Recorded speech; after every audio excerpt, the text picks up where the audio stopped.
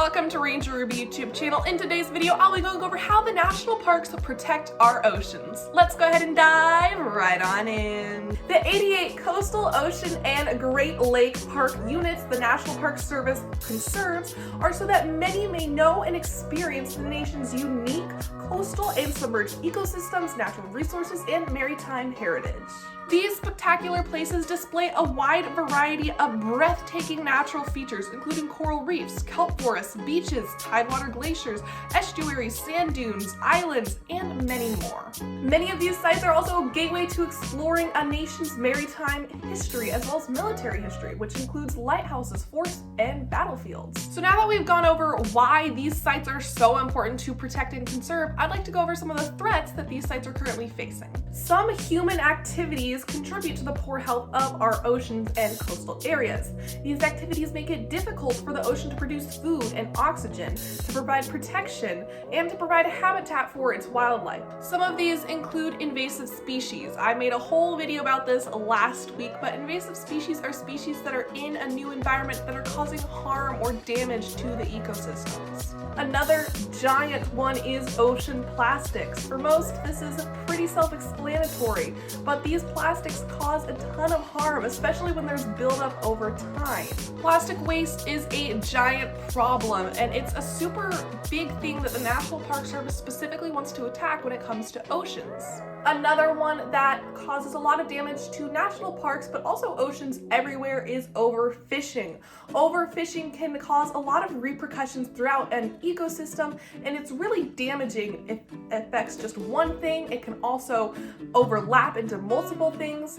And if you'd like to find out more about overfishing specifically, there'll be links in the description down below. Another one is the water quality. Now, this isn't just necessarily about like plastics that are in the ocean. It can also include the solid waste that is found there and chemical waste as well. This is all dumped in the ocean because it's viewed as like a giant garbage bin when it really is damaging to the ocean environments. And finally, this goes into changing habitats. Humans have a physical effect on the way the earth is shaped and the way the waters and oceans move. And it's super interesting to research into, but it does affect the oceans and the way things are, where people live, where they're getting their water from, where they're dumping their trash. It all affects the oceans because everything is really intertwined, and when one thing messes up, it kind of shifts the whole thing to mess up. So take, for instance, overfishing. How does overfishing affect an environment?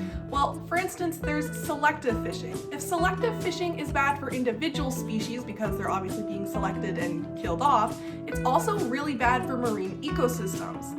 Taking the biggest species, usually predators and dominant grazers, out of the ocean allows for the weedy species to grow uncontrolled and take over. For example, sea urchins and brittle stars, they can replace towering kelp forests in places where fishing has been removed from both their predators and their competitors. The predators no longer eat them, and their competitors no longer force them to survive in certain ways, so these species just take over the entire system, just because one fish was removed.